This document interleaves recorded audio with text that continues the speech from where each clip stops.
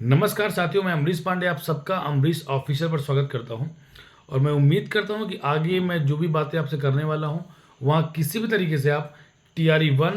TRE 2 में अगर आपका सिलेक्शन हुआ है तो भी, और अगर आपका सिलेक्शन नहीं हुआ तो भी आप अपने को मुझसे रिलेट नहीं करेंगे कि मैंने यहाँ पे आपके लिए अच्छा कहा या कि आपके लिए बुरा कहा, क्योंकि शायद मेरी बातें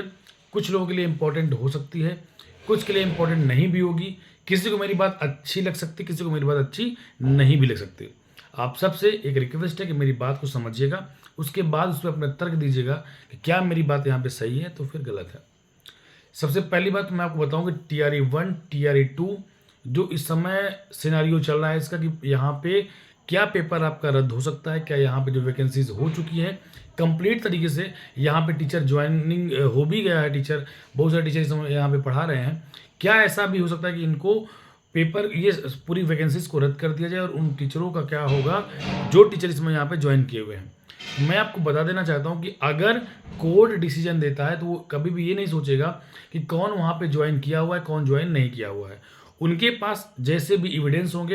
अगर उनको ऐसा एविडेंस मिलता है कि टीआरई 1 में, टीआरई 2 में एक अच्छे तरीके से धांधली हुई है और वहाँ पे उनके पास एविडेंस अच्छे तरीके से हैं, तो ज़रूर वहाँ पे टीआरई 1 हो फिर चाहे टीआरई 2 हो, उसको पूरी तरीके से रद्द कर सकता है। इससे पहले भी आपने देखा है इलाहाबाद हाई कोर्ट का जो डिसीजन था, आपको पता है, यूपी टेट के लिए, फिर बिहार में एएनएम के लिए बहुत सारे ऐसे डिसीजन आए भी हैं कोर्ट के, और अभी हाल में पश्चिम बंगाल में भी आपने देखा एक ऐसा डिसीजन दिया गया कि वहाँ पे वैकेंसीज को रद्द कर दिया गया, जो कि 2-4 साल पहले या 6 साल पहले की वैकेंसीज थी। तो मैं आपको एक बात एकदम से क्लियर कर देना चाहता हूँ कि अगर कोर्ट के पास ऐसे एविडेंस पहुंचते हैं जिससे उनको ये लगता है कि टीआरई 1 में, टीआरई 2 में धांधली हुई है, और बहुत सारे ऐसे बच्चे जो ज्वाइन किए हुए हैं जो कि उसके लिए एलिजिबल नहीं थे।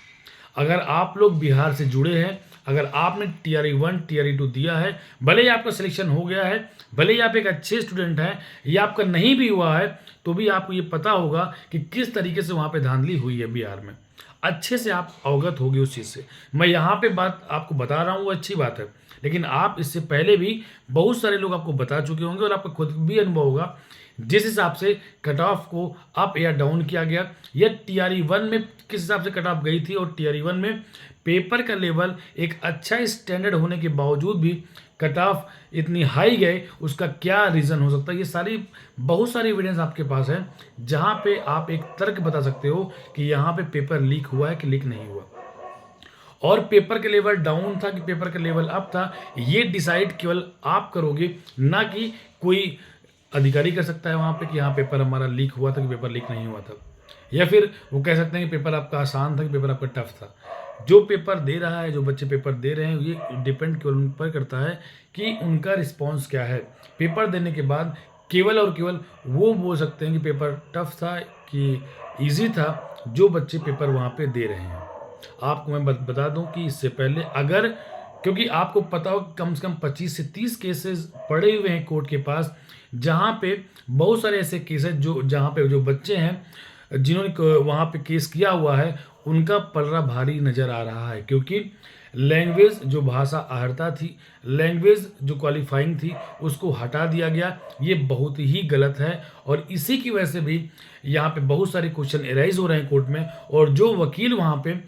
अपनी बात रख रहे हैं उनके पास ये बहुत ही अच्छा मुद्दा है कि वो भाषा आहर्ता को क्यों हटाया गया, और भाषा आहर्ता को हटाना बहुत बड़ी यहाँ पे धांधली है, और यहीं से एक बहुत बड़ा एविडेंस समझ में आ रहा है कि कहीं ना कहीं यहाँ पे धांधली।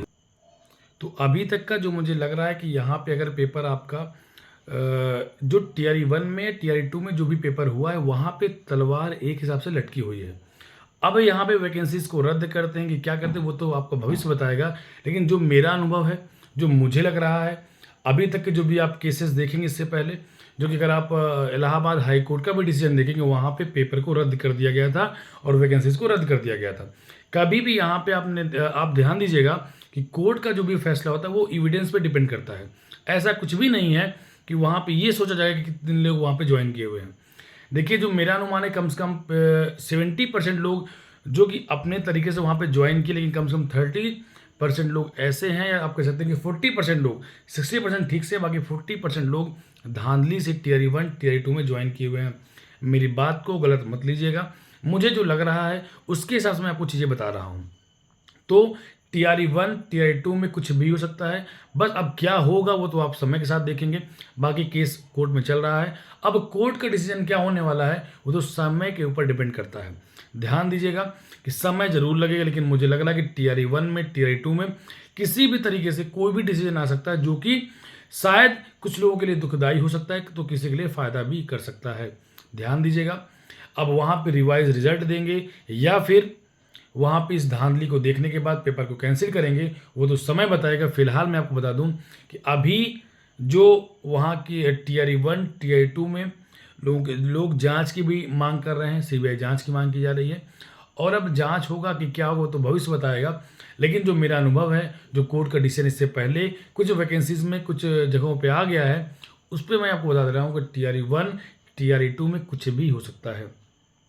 ध्यान रखिएगा कि जिस हिसाब से वैकेंसीज को लाया गया और इतने स्पीडली तरीके से, इतनी स्पीड से चीज़ों को क्लियर कर लिया गया, ये भी एक बहुत ही गलत तरीका था कि आपने देखा कि वैकेंसीज खाली होने के बावजूद भी कट ऑफ इतनी हाई क्यों गई। अगर वैकेंसीज इतनी ज़्यादा बाकी थी तो आपने कट ऑफ को इतना हाई क्यों दिखाया। 1,22,000 वैकेंसीज थी और 70,000 73,000 लोग काउंसलिंग करवा लिए, उसके बावजूद भी